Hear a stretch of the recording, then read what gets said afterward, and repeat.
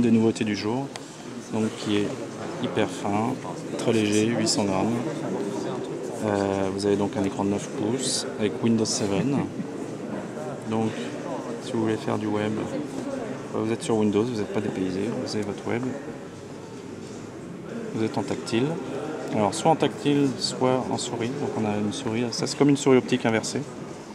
Vous pouvez vous balader et cliquer. Bonsoir. Merci. Donc là, c'était la souris on a utilisé pour défiler. Ouais. Voilà. Mais bon, après, vous pouvez le prendre en tactile. En fait, franchement, le Windows 7 marche.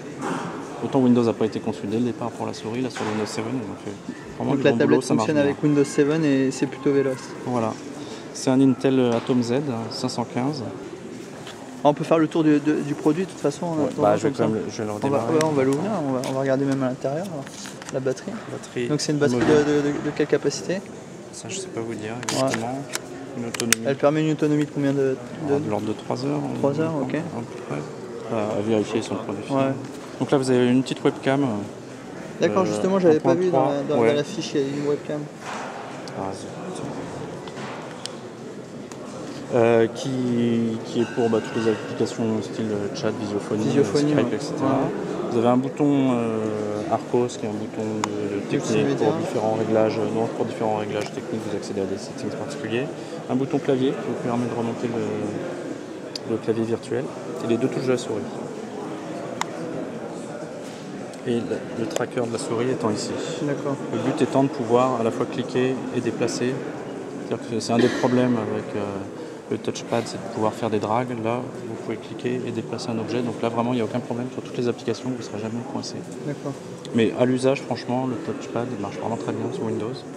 Et on peut, il y a un port USB où on peut brancher par exemple une souris. Vous avez donc vous avez un vrai port USB ici. D'accord. Pour votre clé USB, pour n'importe quoi. Et vous aurez en plus un dock qui se branche ici pour avoir des prises en plus, que ce soit du LAN, de la sortie vidéo, etc. Donc là, si vous ajoutez l'accessoire qu'on n'a pas encore dispo ici, là vous avez vraiment toutes les sorties. Donc si on ouvre la trappe là en fait, on a quoi? C'est un port. C'est un connecteur propriétaire. D'accord, c'est un connecteur. Ok, c'est bon. Okay.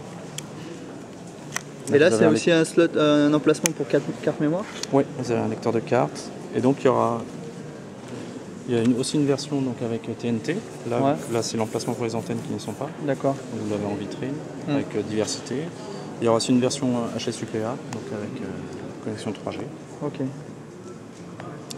Stéréo, le son est vraiment pas mal. Je vais relancer la vidéo.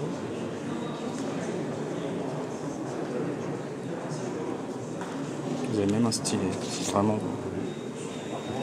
Si on a perdu ses doigts. Voilà.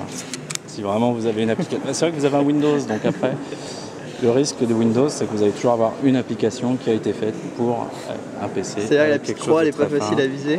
Donc là, on a tout intégré, la souris, le touchpad. Et à mesure que Windows 7 devient de plus en plus mature, je pense que l'utilisation touchpad se généralisera, mais aujourd'hui c'est bien d'avoir... Donc là la vidéo est plus fluide. Voilà, tout à l'heure là vraiment il donc là on est en plein écran. Là on est en HD, enfin la vidéo est HD. C'est 720p, c'est ça? Ouais. Le son est vraiment pas mal, on a de la stéréo, on a du volume, on est quand même dans un environnement...